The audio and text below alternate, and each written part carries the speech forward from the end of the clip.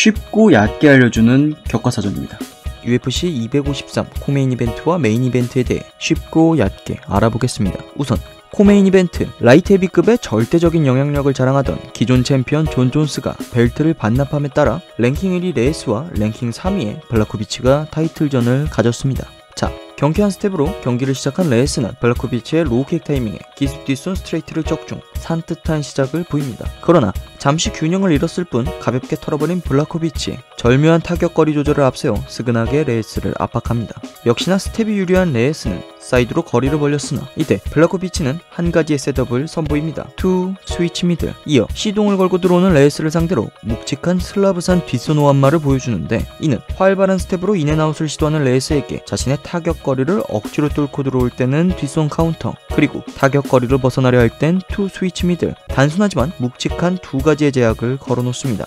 레이스는 얀 블라코비치의 이 간단하지만 단단한 인앤아웃 대처에 장점이었던 스텝의 위력이 줄어들게 되고, 발을 붙이고 스트레이트 게임을 하자니 블라코비치가 지키는 오묘한 타격거리 역시 쉽사리 뚫지 못합니다. 그러나 블라코비치 역시 발이 붙어있는 레이스를 공략하는 데 있어서 앞발로우로 킥게임을 시작하자니 카운터로 맞춰 잡히고, 또 비교적 느린 타격을 가졌기에 뒷손으로 시동을 걸며 레이스를 압박하자니 역시나 빠르고 스텝이 좋은 레이스, 이를 벗겨냅니다. 하지만 앞서 말한 블라코비치의 아웃 대처, 레이스가 타격 압박을 사이드로 벗어날 때마다 계속해서 투 스위치 미드를 섞어주자 결론적으로 뒷손으로 시작하는 투박하지만 무거운 압박의 효율이 올라가기 시작합니다. 물론 블라코비치의 큰 동작들은 잘 피해내는 레이스지만 타격이 교환될 때마다 슬라브산 오한마를 비껴 맞으며 피해만 입게 되고, 결국 모든 타격거리에서 블라코비치에게 압도당하기 시작. 갑갑해진 레이스는 스트레이트 거리에서 블라코비치에게 조급하게 압박을 걸다 템포를 끊으려 치는 앞손에 전원까지 끊기며 존 존스를 몰아세워 한창 올라간 주가가 곤두박질 치게 됩니다. 그렇게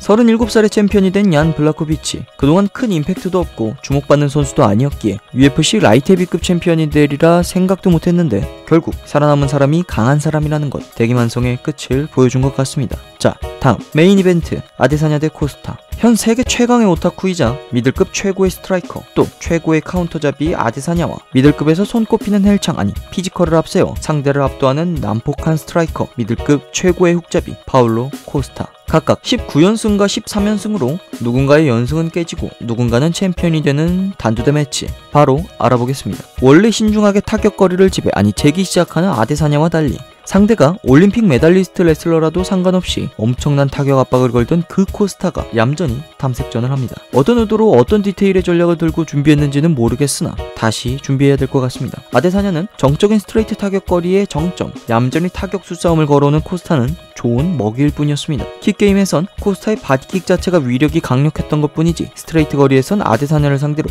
킥게임을 풀 만큼 셋업이나 거리 조절이 좋지는 못했기에 오히려 칼프킥과 오블리킥에 제물이 됩니다. 또 UFC에서 비슷하거나 작은 신장의 상대들만 만난 코스타는 자신보다 크고 길기까지 한 상대를 처음 만난 것인데, 거기다 빠르고 정확한 스트라이커인 아데사냐를 상당히 경계한 나머지 장점이었던 펀치러시마저 시도가 없다시피 합니다. 그러니 늘 하던 것을 해온 챔피언 아데사냐의 일방적인 타격거리 지배가 시작되는데, 갑갑한 나머지 자신의 근거리로 들어오라 난전을 유도하는 코스타지만, 아데사냐는 로메로전에서 상대방과 관객이 원하는 건 아무것도 안 보여주던 인내심의 남자, 어림도 없었습니다. 2라운드, 잠시 조금 깊게 파자면 아데사냐는 코스타가 거리를 줄이며 압박을 시도할 때마다 자유자재로 스탠스를 바꿔가며 코스타의 앞손을 계속해서 체크, 방해하며 우월한 리치를 살린 빠르고 정확한 트레이트 카운터와 빠르고 강력한 하이킥이 더 이상의 전진을 무력화시켰고, 위와 같은 스탠스를 취하자 파울로 코스타는 압박을 가하려 할 때 아데사냐의 앞손 롱가드로 러쉬가 견제당하고 킥으로 대응하자니 킥캐치,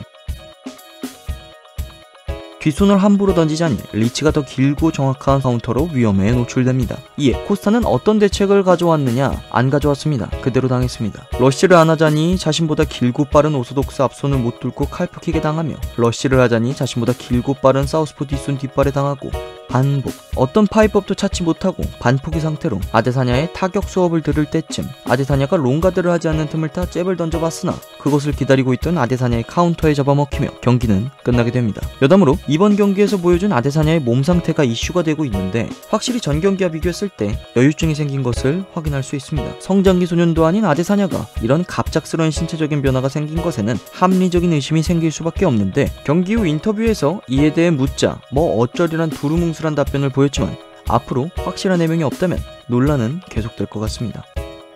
그만 알아봅시다.